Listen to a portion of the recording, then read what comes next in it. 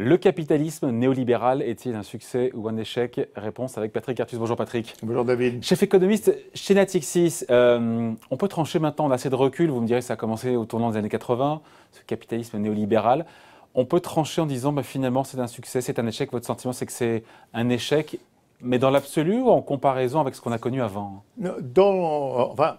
La comparaison qu'on peut faire, c'est le fonctionnement du capitalisme entre l'après-Seconde Guerre mondiale et le début des années 80, qu'on peut appeler capitalisme social-démocrate, pour faire simple, j'y reviendrai, et puis le capitalisme du début des années 80 à aujourd'hui, qu'on a l'habitude d'appeler capitalisme néolibéral. Juste une petite question, pourquoi on est passé de l'un à l'autre d'ailleurs? Alors, on est passé de l'un à l'autre, d'abord Thatcher, la fin des années 70 au Royaume-Uni, 79, après Reagan aux États-Unis, c'est ça, le marqueur. Puis Schröder en réalité en Allemagne au début des années 2000, puis l'Espagne après la crise de 2009, éventuellement mettez Macron là.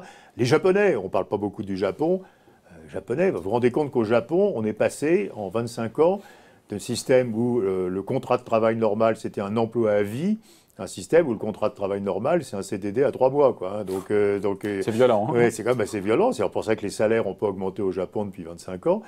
Et alors pourquoi... Qu'est-ce qu'on appelle capitalisme néolibéral? Alors néolibéral, c'est pour différencier du libéralisme, d'Adam Smith. Vous voyez, alors néolibéral, c'est quoi? C'est un capitalisme où on a comme caractéristique...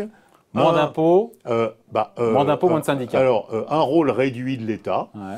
Alors, lisez dans ce formidable livre de Milton Friedman de 62 qui s'appelle Capitalisme et liberté. C'est un formidable livre.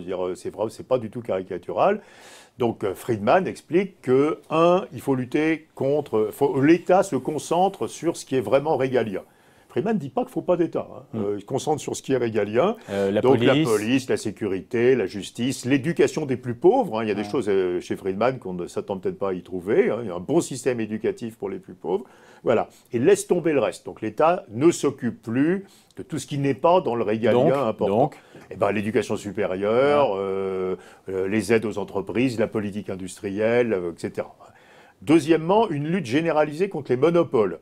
Alors que ce soit des monopoles syndicaux, Friedman dit qu'il faut fermer les syndicats, ou les monopoles d'entreprises. Il faut des règles de la concurrence extrêmement dures du côté des entreprises, pas de position dominante. Reagan casse le monopole d'AT&T, c'est grâce à ça qu'on a des téléphones portables. Et puis, libre-échange. Donc pas d'obstacle à la circulation des biens entre les pays, libre circulation des capitaux, ce qui fait qu'on peut produire là où c'est le plus efficace et qu'on peut investir là où c'est le plus efficace. Et l'idée, par rapport au capitalisme d'avant, qui est un capitalisme régulé, avec des taux d'imposition importants, un État-providence très important, des droits de douane, des contrôles des capitaux, enfin l'inverse, exactement. C'est que ce nouveau capitalisme va libérer les énergies. Donc on aura plus de création d'entreprises, plus d'innovation, plus de gains de productivité, plus de croissance, plus d'emplois. Ça, c'était l'objectif. Oui, c'est ce qui est... Voilà. Et on peut avoir de la sympathie. Il ne faut pas jeter comme ça. On peut avoir de la sympathie pour cette idée que finalement, tout ça a du sens. Que les monopoles, on va y revenir, les monopoles... stérilisent l'innovation, achètent leurs concurrents pour qu'ils deviennent pas dangereux, ça arrange entre eux, ont des prix anormalement élevés, etc. Que les syndicats s'occupent de ceux qui ont un emploi et pas des chômeurs, que mettre des barrières, mettre des droits de douane, ça empêche de produire là où c'est plus efficace. Donc ça avait sa logique. Non mais ça a du sens, tout ça a beaucoup de sens, faut pas... Sauf que les résultats... Alors déjà, dans un premier temps, première remarque, nous ne sommes plus aujourd'hui vraiment dans un capitalisme néolibéral, puisque, en particulier aux États-Unis, on est revenu à une situation où il y a plein de monopoles et plein d'entreprises avec des positions dominantes. Donc, notamment dans la tech américaine. Pas que dans la tech. Quand vous regardez tous les travaux que font David Autor, etc., ou Thomas Philippon, ils montrent que dans tous les secteurs en réalité aux États-Unis, il y a une concentration très forte des entreprises, industrie, services, finances, tech, etc. On est revenu à des monopoles. On est revenu à des positions dominantes. Et d'autres travaux d'universitaires américains montrent que c'est vrai aussi sur le marché du travail. Il y a peu d'entreprises qui expliquent la grande majorité des embauches. Donc il y a des positions dominantes d'entreprises aussi bien sur le marché des biens que sur le marché du travail. Ça, c'est pas du tout le capitalisme néolibéral. C'est un retour à position dominante pour faire des rentes pour l'actionnaire, hein, ce qui est que Reagan cassait. Hein. Donc on n'est pas du tout dans du Reaganisme, il faut comprendre ça, du thatcherisme. Hein. C'est un truc beaucoup plus pervers où en fait on ne s'intéresse qu'à la rentabilité pour l'actionnaire, même si le prix doit être des monopoles. Hein. Donc c'est un capitalisme qui n'est pas du tout bien. Et ça ne marche pas. Alors, voilà. Ça semble être au rejeté début, dans les années 80, on avait vraiment du capitalisme libéral, puisqu'allez-vous, on casse les monopoles. Hein, et puis après, progressivement, à partir du milieu des années 90, on bascule sur ce capitalisme totalement actionnarial, où pour faire de la rentabilité sur l'actionnaire, non seulement on déréglemente le marché du travail, mais on donne des rentes de monopole aux entreprises. Donc votre idée, c'est qu'il faut revenir aux origines du capitalisme néolibéral qui a été dévoyé dans le temps. Alors, il y a plusieurs pistes. Mais il y a une qu'est-ce qu'il a dévoyé d'ailleurs? Alors, c'est l'exigence de rentabilité des fonds propres délirante. 15%. Aujourd'hui, quand les États s'endettent à 0 en Europe ou à 2 aux États-Unis, vouloir gagner 15 ne peut pas se faire normalement. Donc pour gagner 15, on ne peut pas le faire uniquement sur des rentes d'innovation. C'est pas possible. Donc pour gagner 15, il faut que les salaires soient normalement bas, et 2, il faut être un monopole. Ce à quoi... Alors ça, c'est pas l'Europe. Hein. Pour l'instant, les pratiques de la concurrence en Europe sont restées extrêmement strictes. C'est les États-Unis, quoi, essentiellement. Hein. Donc peut-être une première piste, c'est au moins de remettre une vraie pratique de l'antitrust, quoi, comme on dit aux États-Unis. Donc casser les positions dominantes. Pourquoi c'est un échec pour vous, sur ce qui est devenu aujourd'hui ce néolibéralisme? Voilà. Et alors après, soyons totalement agnostiques. Hein, on dit voilà, j'observe 1950-1979 et j'observe 1980 aujourd'hui. Donc je m'attends à ce que de 80 aujourd'hui, il y a eu plus de gains de productivité, plus d'innovation, plus de croissance, un taux d'emploi plus élevé, une progression plus rapide du pouvoir d'achat. Ben non, c'est tout dans l'autre sens. Les gains de productivité étaient plus élevés avant, et c'est les États-Unis, hein, c'est pas la reconstruction de l'Allemagne. La croissance du revenu par tête était plus rapide avant. La hausse de la R&D, ça se fait dans les années 50, 60, 70. Depuis, les dépenses de R&D diminuent un tout petit peu, etc., etc. Donc en réalité, la performance macroéconomique du capitalisme depuis 80 est moins bonne que la performance macroéconomique du capitalisme d'avant. Je vous ai vu venir avec l'Allemagne et les États-Unis. Il n'y a pas un contresens historique de vouloir les comparer parce que non, mais je les compare pas. L'un arrive après la Seconde Guerre mondiale mais je les compare pas. Et l'autre a connu le choc pétrolier. Que les gains de productivité soient très élevés en Allemagne après la guerre, comme on a tout reconstruit, mais pas aux États-Unis. Donc aux États-Unis, si vous regardez d'ailleurs les États-Unis et pas l'OCDE, les États-Unis avaient une économie dont la performance macroéconomique était meilleure de 50 à 79 que depuis. Hein.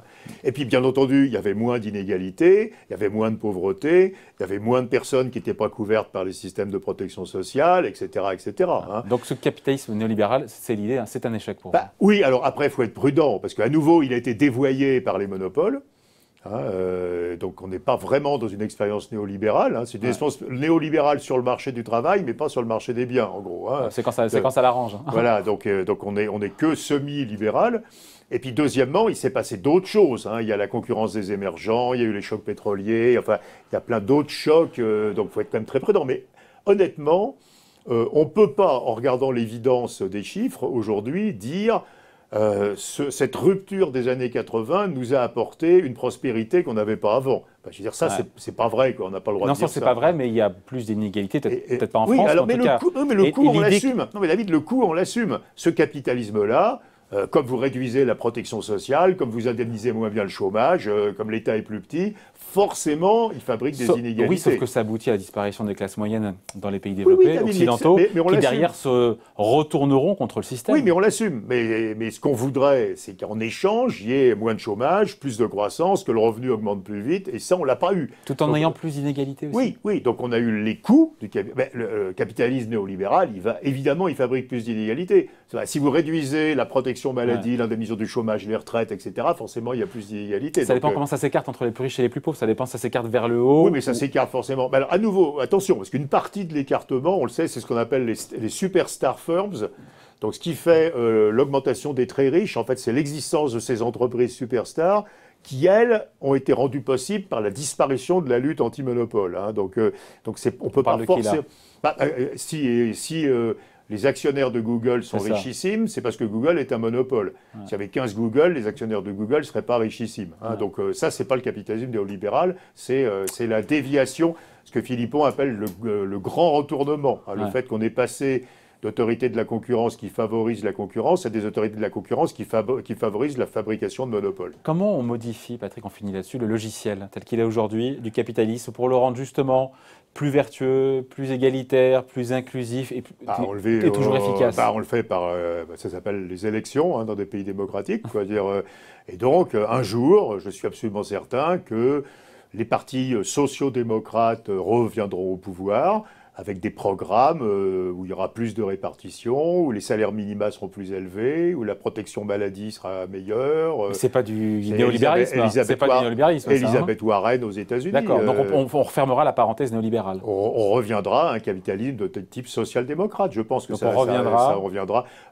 Voilà. Et parce que les coûts de ce capitalisme sont élevés, mais à nouveau on le savait. Ouais. Et donc il n'y a pas d'acceptation. Mais ils n'ont pas donné les bienfaits qu'on aurait voulu avoir. Il n'y a plus de gain de productivité, ce qui est quand même un truc dramatique. Donc il n'y a pas d'acceptation du corps social qui préfère changer on aurait 3% de gain de productivité, personne ne protesterait. Parce qu'on pourrait les partager.